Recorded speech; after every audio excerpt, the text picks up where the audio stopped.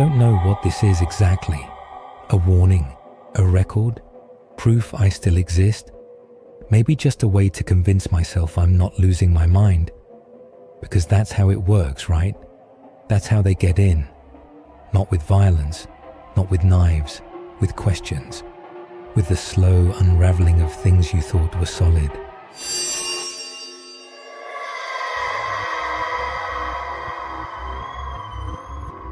You are listening to the Fearcast. This is not a drill.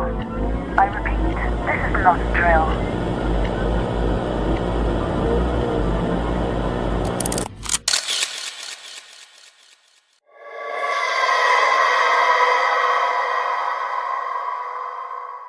I started therapy a while back after a rough breakup. Classic stuff. Panic attacks, shame spirals, waking up at 3 a.m., convinced no one would ever love me again. Dr. N was recommended by a friend, said he was calm, unusually perceptive. That turned out to be true, too true. He looked the part, mid-40s, soft voice, kind eyes, beard like a high school philosophy teacher. The office was beige and quiet, just a ticking clock and that faint smell of something herbal, not flowers, something older, something you'd find in a drawer that hadn't been opened in decades. At first, he was exactly what I needed. He never interrupted, never pushed, just asked the right questions at the right time. A few sessions in, I was telling him things I hadn't told anyone, things I hadn't even formed into words before. That's what makes this so hard. He didn't feel dangerous, he felt safe, until one day. It was session 14. I remember because I just started to feel like I was making progress. We were talking about my fear of home invasion, not just the fear, but the rituals, triple checking locks, leaving the hallway light on, sleeping with a flashlight under my pillow. He smiled and said, "You know, I keep a copy of every client's house key." He said it lightly, like a joke. I stared at him. He smiled again. "Just kidding." But there was a pause after that, the kind of silence that doesn't land right, like he was watching to see how much I believed him. I laughed awkwardly. Said something like, "Guess I better start locking the windows too." He didn't reply, just wrote something down for the first time ever in our sessions. I should have walked away then. Over the next few weeks, little things started happening at home. At first, I thought I was just being forgetful. I'd come home and my shampoo bottle would be in the wrong place. Not fallen, just rotated. The lid unscrewed a little. Once, my toothbrush was damp at 3 p.m. I hadn't been home since morning. Another time, the fridge door was open with just a crack. Nothing missing, nothing spoiled, just open. It never escalated. Nothing loud, nothing obvious. Just wrongness in the small details. I started testing it. Taped a single hair across the crack of my bedroom door. Sprinkled talcum powder by the entryway, left a glass of water on the counter and measured the meniscus. I didn't tell anyone, not even Dr. N. I wanted to be sure. The hair would be gone, the powder scuffed, the water level lower by millimeters, so I changed the locks, bought a triple deadbolt system, self-installed, didn't tell my landlord, didn't write it down. Didn't even mention it aloud in my apartment. Next session, he smiled and said, "Feeling safer at home now." That was the last time I saw him. I stopped showing up, ignored his calls, blocked the clinic number.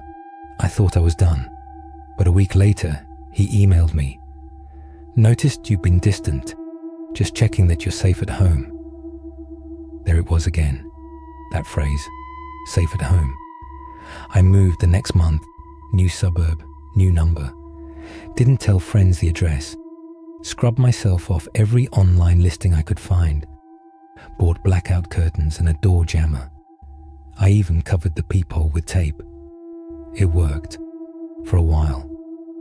Then yesterday, I checked my letterbox. Inside was a plain white envelope. No name, no stamp, no return address. Just my unit number in block letters. My new unit number. One I never gave out. Inside the envelope was a single key. My key. Taped to a sheet of blank paper and written underneath in tiny, careful handwriting. You forgot to give me your spare. I haven't gone to the police. What would I even say? My ex-therapist mailed me my own key and I'm scared he exists. They'd ask how he got the address. I wouldn't have an answer. They'd ask for proof. I don't have any. They'd ask if I was still taking my medication. And maybe that's the point, because I think this was never about therapy. It was about access, conditioning, compliance. I thought the sessions were for healing, but now I think they were rehearsals. Every question was a prompt. Every silence was a test. Every joke was a blueprint. And when I stopped showing up, it didn't stop him. It activated him. Since the envelope arrived, small things have started again. The blind shift positions. A spoon I never use ends up in the sink. My razor is slightly damp in the morning. Once I woke up and the light in the closet was on. I haven't opened that door in weeks. Last night, I was going through my drawer and found something that wasn't mine. A folded piece of paper between receipts and expired coupons. It was a printout of my original intake form from last year. Date stamped, signed, my handwriting. But under the notes section, in red pen, was something new. Client case file number 0042, complete acquisition. Progress, 92%. Do not interrupt cycle. And then scribbled beneath it in shaky black ink. My own handwriting, but wrong, like I'd written it in a dream. A consent. That's not how this ends. It's how it was meant to end. I thought I escaped him, but now I think the only reason I still exist is because he's not finished yet. And I just heard something in the hallway. Not a creak, not a thump, a click, deliberate, mechanical, a key, turning in the deadbolt.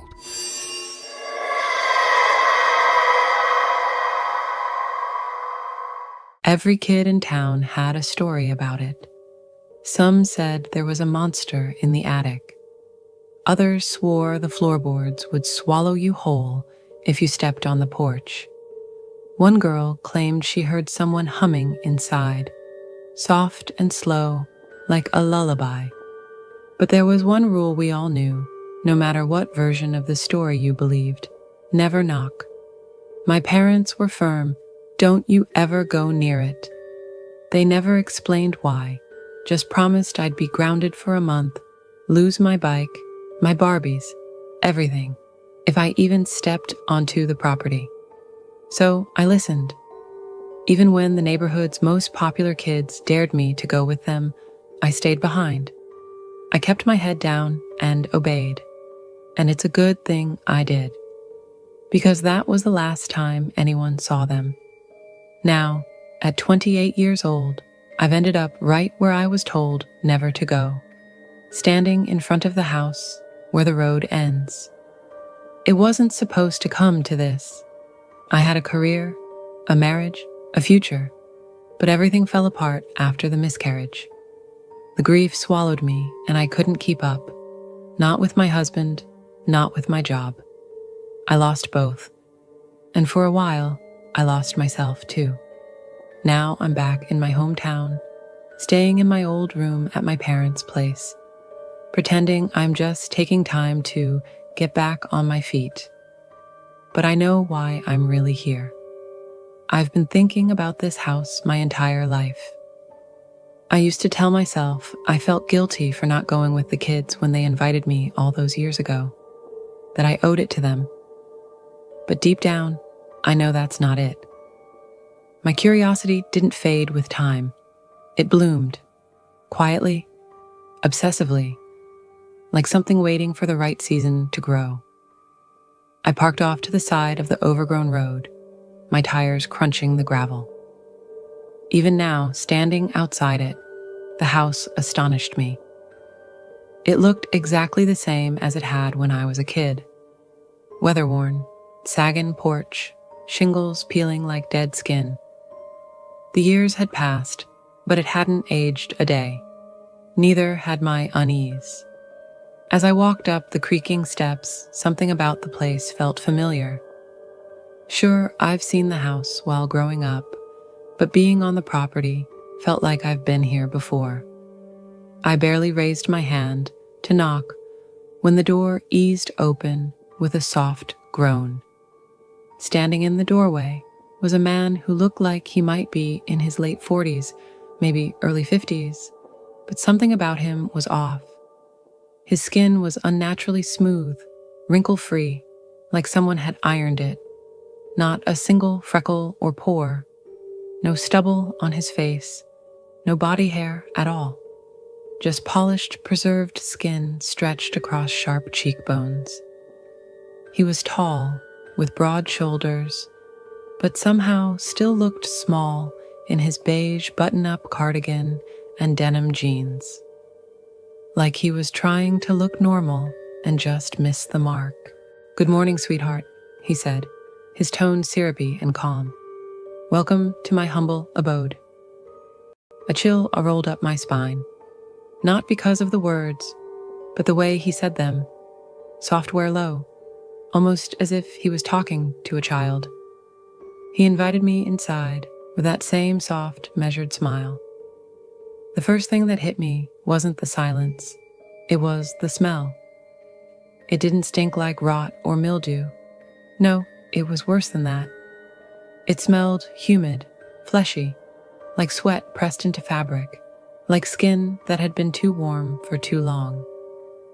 There was an artificial sweetness layered over it, something chemical and perfumed, like off-brand baby powder mixed with Febreze. A failed attempt to mask something organic. Despite the smell, the house was spotless, sterile, everything arranged just so, like a showroom no one had ever touched. The living room looked like it had been staged from an old catalog.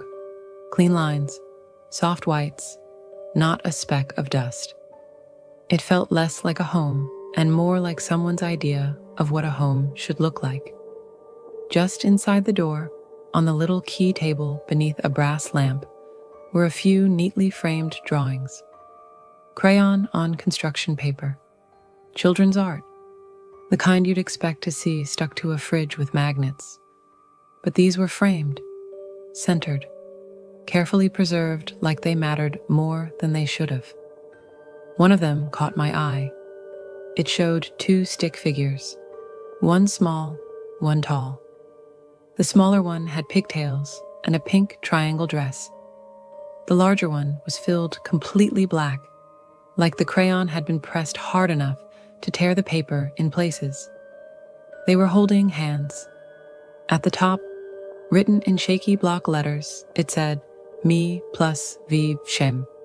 At the bottom corner, scrawled in red, were the initials R.E. please. He said, gesturing to the couch, "Make yourself comfortable." I sat stiffly on the couch, unsure where to put my hands. The cushion felt unused, too firm. Across from me, Mr. Renly lowered himself into the rocking chair with a practiced ease, folding one leg over the other. The chair creaked once, then went silent. "I insist on knowing your name, darling." The word landed wrong in my ears. I immediately felt nauseous. "Amika," I said bluntly. Amika." He rolled my name on his tongue like he was tasting it. Amika. He said it again, slower this time, almost like he was trying to memorize how it felt in his mouth. "What a beautiful name," he said finally, smiling again. I clenched my teeth. "Well, Amika, you may call me Mr. Renly." "Well, nice to meet you, Renly," I replied. His smile tightened. "Mr. Renly," he corrected sharply. The sudden firmness in his tone hit me like a slap. My chest tensed. The shift was small, barely anything, but every alarm in my body went off. "Would you like some tea?" he asked pleasantly, like we were two old friends catching up. "Chamomile, maybe? With a little honey? That's what your mother used to drink, isn't it?" I blinked. I'm okay, thank you." He nodded, not offended, just watching. His eyes moved too slowly, like he was trying to read something behind my face. "I must say, Amika, you've grown into something lovely." The words came sugar-dipped, but I felt the bitterness beneath. It didn't sound like a compliment. It sounded like a report. "Thanks," I muttered. I glanced around the room again, trying to ease the pressure in my chest. Everything was too clean. Every object had been placed with careful intention, but no warmth. "You've lived here long?" I asked, just to fill the silence. He smiled softly. "Always." He tapped the arm of his chair with 2 fingers, like it amused him. I looked at the framed drawings by the door. I let my eyes drift to the framed crayon drawings by the door again. "They're sweet," I said, unsure why the word felt so wrong. Mr. Renly glanced at them, then back at me. "Children like to draw what makes them feel safe." I nodded slowly. "Did someone live here before?" He didn't answer right away. Just smiled, like he'd heard a funny joke, only he understood. "Visitors come and go," he said. "The house has always been welcoming." "You keep their art?" "Of course," he said, like it was obvious. "Children leave things behind." I shifted in my seat. "That one," I said, gesturing vaguely. "It looks like it's been here a long time," I asked. "Yes," he said, with a small nod.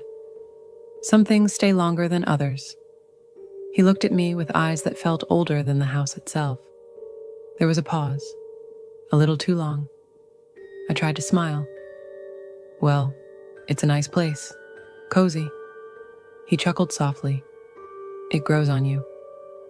"You know," he said after a moment, "I can help you with your little issue." I felt the back of my neck prickle. I froze. "What?" He tilted his head, eyes almost kind. "The ache, the loss, that sense that something is missing. Call it what you like." The room felt colder somehow, even as the air thickened around me. "Grief makes you heavy," he said. "But some homes are built to bear the weight. I don't know what you're talking about." His smile didn't falter. "Of course you do." We sat in silence for a long beat. Then he looked toward the stairs.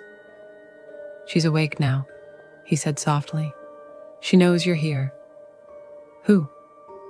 He stood slowly, like this was part of a ritual, one he'd performed before. "Go take a look upstairs." He straightened his cardigan, smoothing a wrinkle that wasn't there. "She's waiting for you." A chill swept over me. I stood on shaky legs, every instinct screaming not to move, not to listen. But I stepped toward the stairs anyway. The air shifted, thicker, warmer. Each step groaned under my weight, like it hated me. Halfway up, I looked back. Mr. Renly was still watching, still smiling. At the top of the stairs, the smell hit me. Rot, sweetness, sweat, decay. The same scent I noticed downstairs, only now it was stronger, concentrated, alive. A narrow hallway stretched ahead, faded carpet underfoot, walls a sickly beige, doors lined either side, all shut, except one. At the very end, just barely ajar. The silence pressed in harder with every step I took toward it. The carpet crunched beneath my shoes like old cereal. My throat burned from holding back the urge to gag. The closer I got, the more I realized this wasn't a dead smell. It was something still rotting while it breathed. I reached the door, paused. My hand hovered over it. I didn't want to know, but I had to. I pushed it open. The hinges gave a long, aching creak. The stench exploded in my face. I yanked my jacket up over my nose, but it didn't help. The air felt thick, wet, like breathing through a sponge soaked in spoiled milk. Inside the room, the light was dim, just a single lamp humming in the corner. And on the bed, something was waiting. It was thin, impossibly thin. Its limbs looked like they'd been stretched, starved, dried out. Translucent skin clung to a skeleton that didn't seem human. Greasy brown hair hung in limp strands across a bloated stomach, so swollen it looked ready to split. Its belly rose unnaturally high. The flesh pulled taut, pale and pulsing, like something was pushing outward from inside. The belly button jutted like a cracked, puckered eye. Dark blue veins spiderwebbed across its stomach. Beneath the skin, shapes shifted. I couldn't tell how many. I stared at its swollen stomach, and something in me twisted, something I didn't want to name. It was wrong. All of it was wrong. And still, it had what I lost. Umbilical cords spilled down over the footboard. One curled onto the floor in a slow, twitching loop. It raised one bony arm, the joints popping. Its fingers were long, curved like insect legs, nails yellow and curled outward. It spoke. "My child, I've missed you." Its voice was soft, feminine, almost motherly, but not right, like a nursery rhyme played backward. It beckoned. I stumbled back, heart jackhammering in my chest, right into something solid. A hand gripped my shoulder. Another curled into my hair. Mr. Renly leaned in, his breath hot against my ear. "You smell wonderful, Miss Amika," he whispered, so full of potential. That broke me. I shoved him off and bolted, down the stairs, through the door, off the porch. I didn't stop until I hit the dirt and collapsed to my knees, vomiting into the dry earth. I raced back to my parents' house, heart slamming in my chest the entire drive. Gravel crunched under the tires as I pulled up. I barely remembered turning off the engine before I was through the front door, slamming it shut behind me. Dad was in his recliner with a beer in hand, half watching some game on TV. Mom was in the kitchen, humming softly as she chopped vegetables, like it was just another evening. "Did you know?" I asked, my voice sharp, breath catching. "Did you know what's in that fucking house?" Dad grunted, annoyed, not even looking up. Mom stepped out from the kitchen, holding a knife in one hand, a carrot in the other. "What are you talking about, sweetheart?" she asked carefully. "You know exactly what I'm talking about." I could barely keep the disgust out of my voice. She stood still, eyes dull with dread. The knife dropped into the sink with a metallic clatter. Dad finally looked over, then went back to his beer. You saw it?" Mom whispered. "Is that why you never let me near that place?" I snapped. "Because you knew?" Mom didn't answer. She just gestured toward the dining table. "Honey, come sit down." "Marie," my dad said, without turning. The warning in his voice was subtle, but it was there. "I'm telling her," Mom said, firm but quiet. "Marie, you know the rule," Dad snapped, standing now. His face was flushed, jaw clenched. "She's already seen it." "It's too late now," she snapped, then turned back to me. "Sit down, sweetie." Dad hesitated, then sat. He was still drunk, but at least he's a reasonable one, for now. I lowered myself into the chair across from her, still shaking. "What rule is he talking about?" She hesitated, fingers trembling against the edge of the table. Her voice came out soft and brittle. "Mr. Vardy is a very nice man." I stared at her. "Who?" "Mr. Renly," she corrected herself. "He calls himself Renly now." but that's not his real name. She reached out for my hand, but I pulled away. Something in her expression shifted. Shame. Like she'd been carrying this too long. Our town, it's special, in ways I wish it weren't. What the hell does that mean? I asked. We all came from... She paused. I didn't need her to finish. I already knew. My voice cracked when I asked, how does it get pregnant? The air went still. Even the TV had gone quiet. Dad turned toward her slowly. Marie, he said. Just her name, but the threat in it was unmistakable. She didn't break eye contact with me. With a voice so soft, she said, Mr. Vardy. The silence was heavier than anything I'd seen inside that house. The women here, we can't carry children. It's not in us. I swallowed. My throat burned. Is that why I didn't finish the question. She nodded, eyes down. So I was never broken. I was built this way. All the children here, she said, they were given to us by him. A wave of nausea rolled through me. My hands were slick with sweat. There's a rule, she continued. Once adopted, we weren't allowed to tell you. Not a word. And you were never to go near that house. She paused. Her voice dropped further. If he finds out, he punishes the family. What kind of punishment? I asked, barely managing the words. Her lips tightened. She stared into her lap. There was a family in Rosewood, the Elkins. Their little girl Ruthie went up to the house. One night, they woke up and she was gone. No broken windows, no footprints, just her bed, still warm, and a note on her pillow. Her hand was shaking.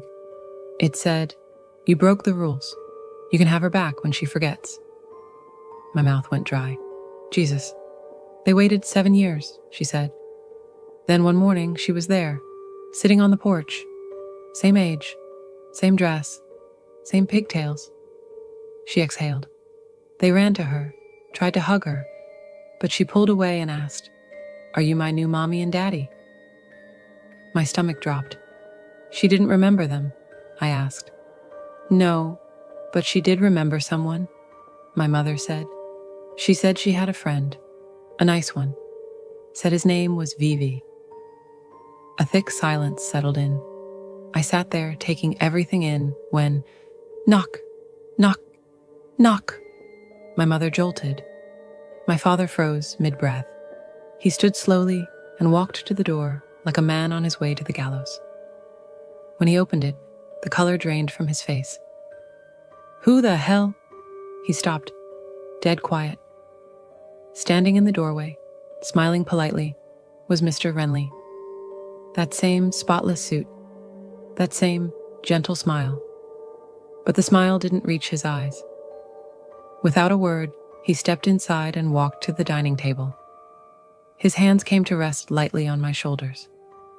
I flinched. Dad joined us, suddenly sober. "What can we do for you, Mr. Vardy?" Renly didn't answer right away. He just looked between us.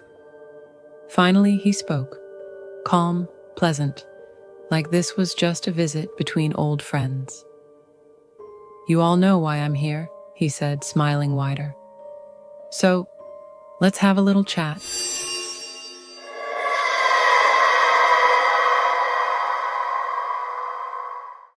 It was almost 2:30 a.m. when I got into the elevator. I was helping my cousin move some furniture into his flat on the 6th floor of an old apartment building. Nothing unusual, just a regular late-night errand in a building I'd visited dozens of times. But that night, something was off. The elevator hummed softly as it started moving. I pressed the button for the 6th floor and leaned back, exhausted. As I watched the floor indicator light up, 2, 3, 4, I felt a faint chill, the kind that makes your skin crawl even when there's no breeze. Then something strange happened.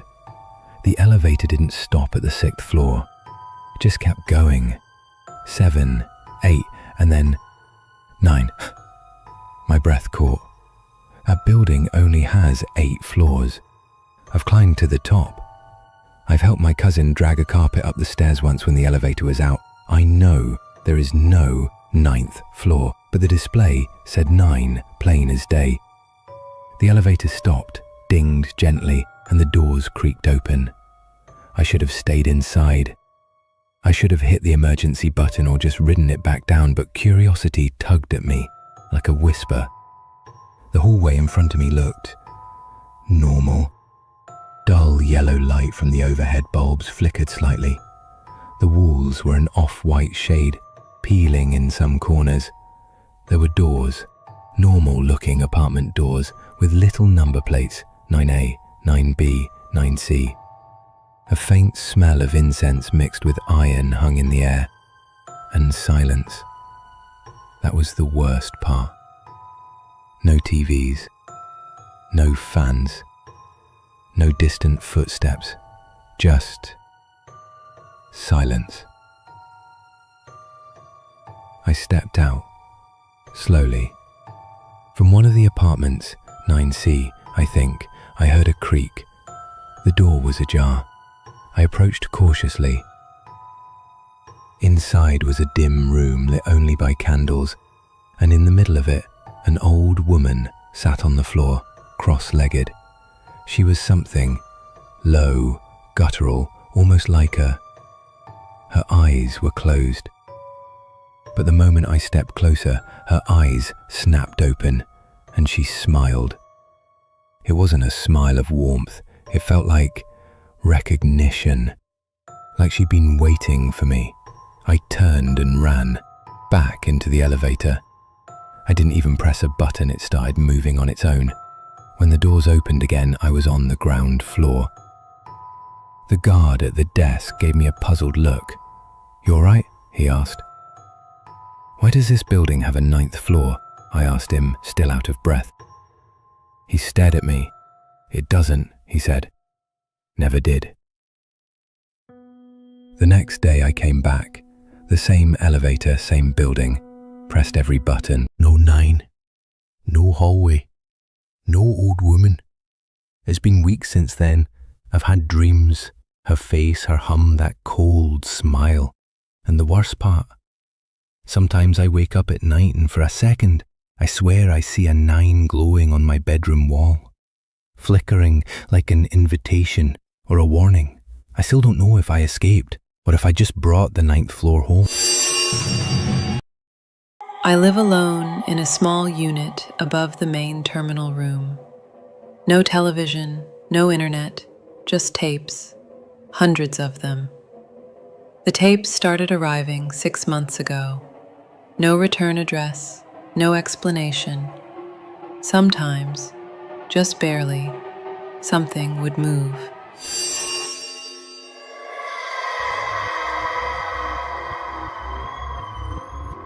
You are listening to the Fearcast. This is not a drill. I repeat, this is not a drill.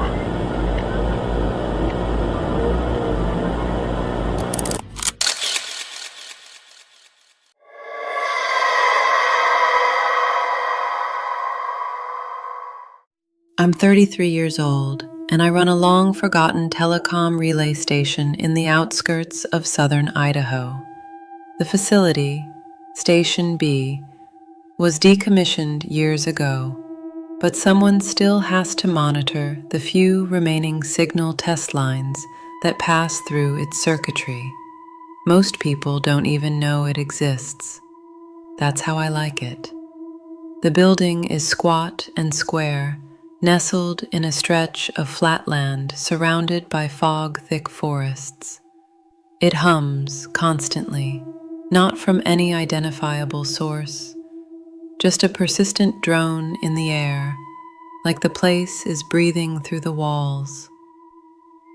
I live alone in a small unit above the main terminal room. No television, no internet, just tapes, hundreds of them. The tapes started arriving 6 months ago. No return address, no explanation. Unmarked black VHS cassettes, bundled in weathered brown mailers and left in the facility's out-of-use drop box. The first few were just static. Then, they changed. I'd plug one into the old console deck, a rusty Panasonic reel loader hooked up to a CRT, and hit play. Each began the same, color bars. Then a low fade into a location I didn't recognize. Dim rooms, empty stairwells, vacant intersections in cities I couldn't name. Grainy, desaturated, liminal. There were never any people, just these dead places. Except, sometimes, just barely, something would move. At first, I convinced myself it was a trick of the tape, glitching frames, tracking errors, but it kept happening. In the far corner of a motel lobby, reflected in a broken mirror in a laundromat, a shadow, an outline, standing still, tense, always watching. One tape stood out. I loaded it at 2:13 a.m., a time I now avoid instinctively. It opened on a fog-choked overpass. You could see the edges of a collapsed guardrail, as if something massive had tumbled through. In the middle of the frame stood a payphone, intact, but vibrating faintly, like it was being dialed by invisible fingers. The screen cut to black, then text. You used to answer. No sound, just those words. Then the tape ejected itself. I swear I didn't touch a thing. Since then, they come weekly. Thicker envelopes, longer tapes. And they're not just locations anymore. They're recordings of rooms I recognize. The staff hallway I pass every day. The kitchenette in the upper dorms. The corridor with the emergency exit that never opens. Filmed from angles I can't reach. Places I know, but not at the times I remember being in them. And then came the footage of me. One tape showed me sleeping, the camera positioned from the ceiling, swaying gently like it was hanging from a light fixture. I slept on my side, blanket half kicked off, jaw slack, hands curled awkwardly at my chest. I watched myself sleep for 11 full minutes before the screen cut to static. The next day, I checked the room for any sign of tampering. Nothing. I tried to convince myself I was wrong, that it wasn't me, that it couldn't be. But the worn gray t-shirt I wore in the footage had a hole under the left sleeve. So did the one in my closet. A few weeks later, something new arrived, an audio cassette. No label, just a faint smell of ozone on the tape. I played it on an old deck I'd repaired the previous winter.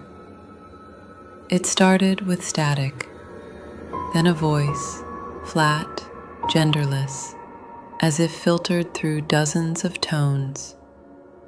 Not quite electronic, not quite human. You forgot the door, it said. Then, silence. A click. And beneath the silence, layered and almost imperceptible, I heard my own voice, not speaking, muttering, looping some nonsense phrase I couldn't understand. I played it 10 times before realizing it wasn't nonsense. Frantic. Why aren't you answering? Why won't you answer? Why aren't you? Abruptly, I shut it off. That night, the power in the station flickered. For exactly 4 minutes, every monitor turned on by itself, showing different black and white feeds, camera angles I had not installed, views of hallways, stairwells, and the boiler room, as if the building had grown extra eyes. One of the feeds showed a figure standing at the foot of the stairwell, face obscured by blur, body wrong in subtle ways, too still, too symmetrical. I blinked. It vanished. I didn't sleep that night. I sat by the loading bay doors, flashlight in one hand, an old emergency radio in the other. I listened to the static of the emergency band for hours. At 3:47 a.m., I heard faint breathing. Just once. I reported it to what remains of corporate oversight. A voicemail. Resigned voice. They never called back. Then, 2 nights ago, a package arrived, bigger than the rest, a box. Inside, stacked with unnatural precision, were 17 tapes, each with a date, each labeled with my name. The earliest was from 1994, disbelieving. I was 2 years old. I've watched 15 of them. They don't follow a timeline. They're like dreams, a little too coherent, then not coherent at all. They show me in places I've never been, a grocery store I don't remember, a cul-de-sac with houses that feel half-rendered, incomplete. Me, riding a tricycle past a stop sign that spins slowly on its own. In every single tape, the figure is there, ominous, closer, sharper, still no face. I played the 16th tape an hour ago. It shows the interior of this station, room B12, where we keep the analog backup servers. The lights flicker. I appear in frame, walking in. I sit at the terminal. I type something. Confused. One remains. It's sitting on the deck right now. I haven't pressed play yet. I'm afraid this one won't end. Afraid it'll show something I can't unsee. Or worse, that it won't show anything at all. I've started hearing a tone just under the range of human hearing. A sub-bass vibration that makes my bones ache. It's not tinnitus, it's coming from the walls. The last tape is labeled simply now. If I don't make another entry in the logs, assume the tape showed what it needed to show. And if you're watching this, don't come looking for Station B. Some signals were never meant to be found.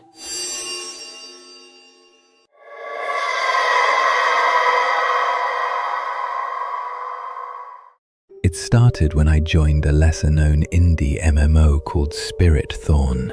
It wasn't big and most of the player base had already moved on to other games, but that's what drew me in. The world had this dreamlike, soft-hued look, like an old postcard soaked in tea. Characters didn't speak, they used symbols, and the environments looked like they were built from forgotten memories. You couldn't fast travel, and even walking felt slow, which I found oddly calming. I first ran into Mira in the sunken library zone. I had gotten turned around inside that glitchy maze of spiral staircases and floating bookshelves. My character kept falling through unrendered floorboards. I was just about to log off when this tall figure with silver robes and an ivory mask appeared in front of me. She held up a symbol, an open eye inside a circle, and turned to walk, Curious, I followed. She led me out of the glitched area and into a small, hidden garden filled with white trees that weren't marked on the map. When I typed thanks into the chat box, a message appeared instantly. Glad you made it. We played together every night after that. I learned Mira had been playing since the beta days. She showed me all kinds of things. How to summon a lantern companion that whispered riddles, or how to find the stairwell that led nowhere but made your footsteps echo like a cathedral. She never used a mic, always text. Over time, I began to share details about my life. I told her I lived alone, worked night shifts at a 24-hour pharmacy, and had been stuck in a loop for what felt like forever. She said she understood. She said she used to live with her brother, but he'd left suddenly and she had no family left.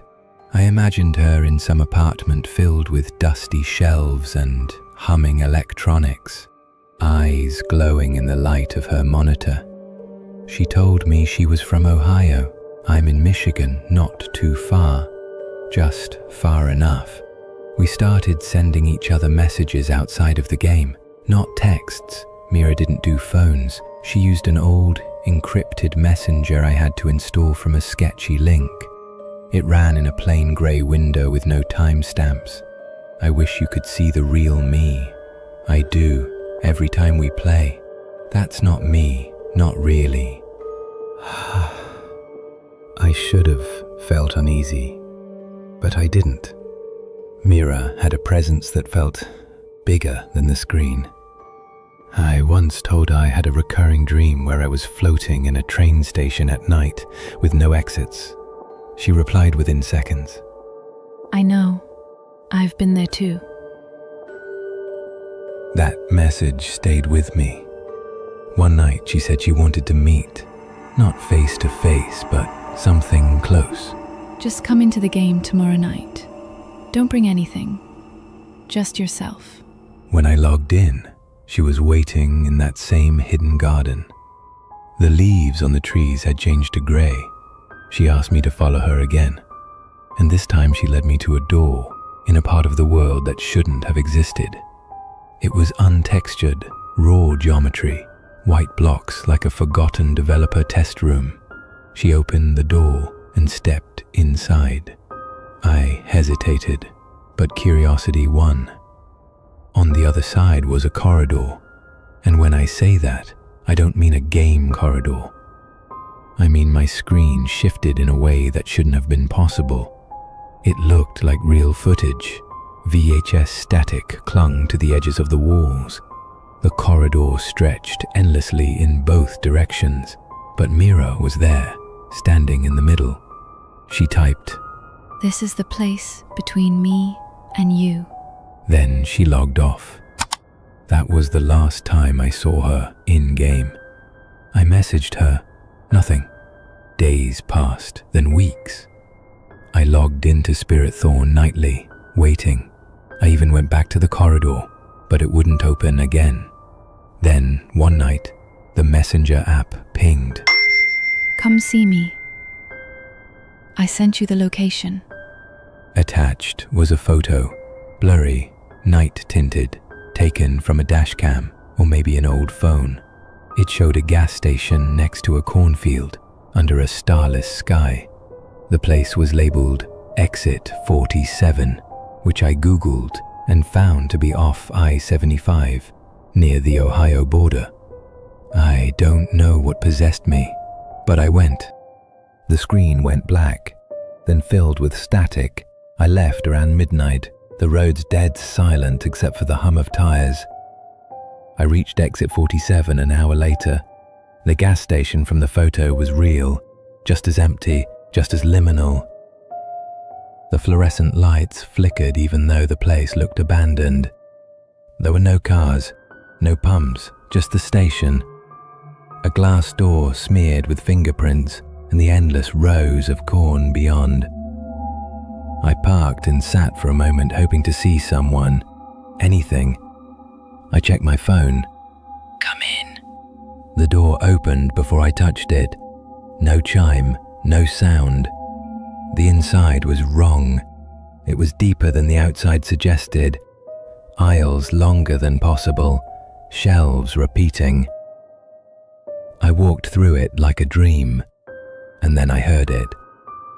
A faint electronic hum, like a monitor warming up, a low whisper of static. At the back of the store was a door, not an employees only one, not a storage area, just a grey, metallic slab without a handle. It slid open as I approached. The room behind it looked like the corridor from the game. Same impossible geometry, same flickering light. Mira stood in the center, still in her ivory mask. But this wasn't a model. This wasn't virtual. She was real, or something close. Her form pulsed subtly, like she was held together by frequencies instead of bones. I couldn't see her face, but I could feel it watching me, like pressure behind my eyes. She didn't speak. She just raised her hand and made the open eye symbol from the game. Then she touched my chest. I woke up in my car outside the gas station with the dawn creeping in. The store behind me was boarded up. There were weeds through the pavement, like it had been abandoned for years. I checked my phone. The Messenger app was gone, so was Spiritthorn. The shortcut led nowhere. Forums said the game was shut down years ago. My email history with Mira's account had vanished. Every record of her was wiped clean.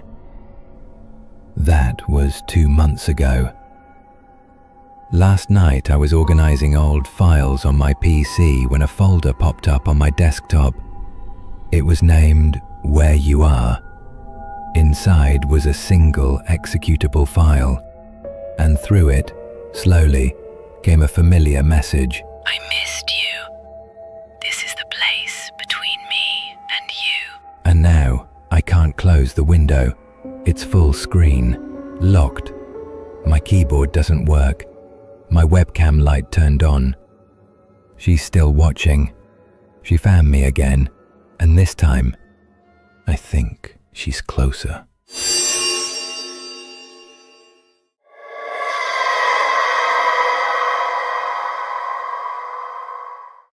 It started when I unpacked my old VR headset. I found it in a plastic bin while cleaning out my dad's storage unit. He used to collect all sorts of electronics, from old tube PVs to projectors from the early 2000s. The headset was tucked next to a cracked PS2 and an unopened router box. It was the Gen 1 MindPort VR, the kind that got pulled off the market for causing seizures, or maybe something worse, I don't remember. It was part of a batch from a defunct startup in 2016. They called it neurosensitive hardware. My dad had picked it up secondhand off some forum. I should have thrown it out, but instead, I plugged it in. The thing booted right up. There was no OS menu or calibration. Just a flicker, and suddenly I was in this default space.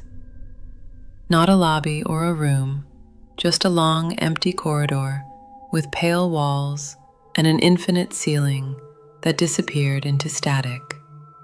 I thought it was a demo environment. No UI, no instructions, just footsteps. Mine. Then I got a message. It hovered in front of me, written in that basic VR system font. Welcome back, L. That stopped me cold. I don't use my real name on anything. Not games, not forums, not socials. And this headset was never mine. It had only ever been in a box since my dad brought it home. I powered the thing down immediately. Day 2. Curiosity won out. I put it on again, just to see. Same hallway, endless, pale. I walked for what felt like an hour. The floor echoed faintly with each step, but nothing changed. No doors, no music, just that flat lighting and faint static above. Then the message appeared again. You're closer now.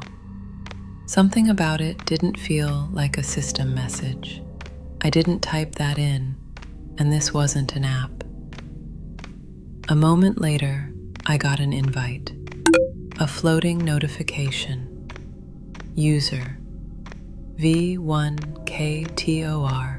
wants to share a session. Accept, decline. I declined. The invite disappeared. But the username lingered in my mind. I didn't sleep well that night. Day 3. I looked up the username. Nothing came up. No profiles. No VR logs. Not even cached searches. Like it was scrubbed clean or never existed. That evening, I powered the headset up again. I wanted to record what I saw this time. This time, the hallway was different. Subtle, but wrong. The floor wasn't flat. It dipped in strange angles. The walls pulsed ever so slightly, like lungs taking slow breaths. The invite came again. V1KTOR wants to share a session. This time, I accepted. The moment I did, the world around me blinked. I was still in the corridor, but not alone. There was a figure ahead, gray-toned, too tall, not textured right.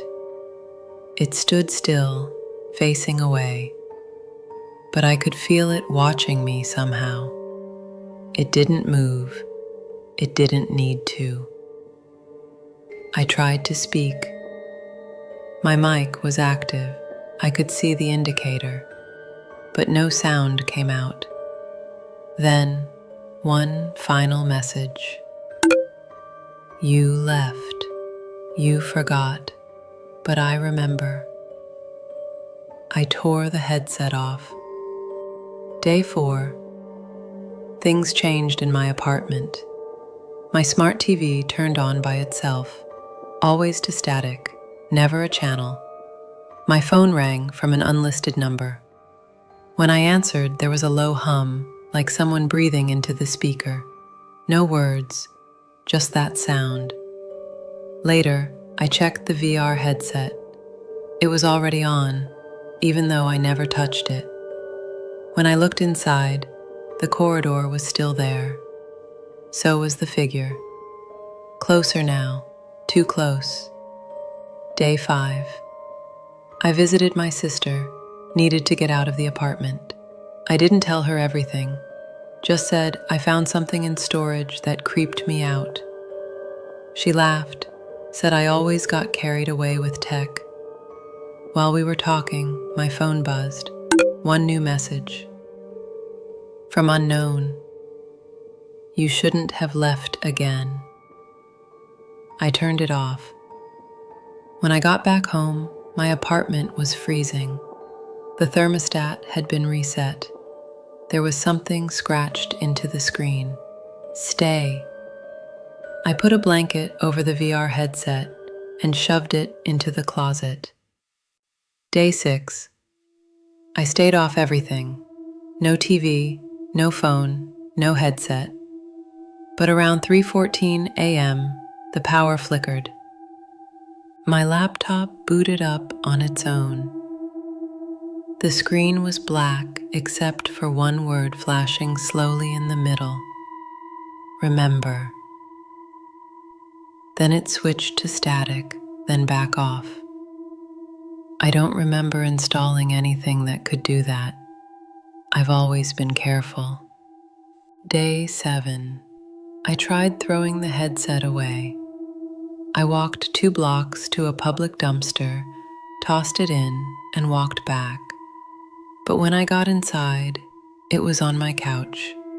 No dust, no damage, just sitting there, powered on. The corridor reflected faintly in its lenses.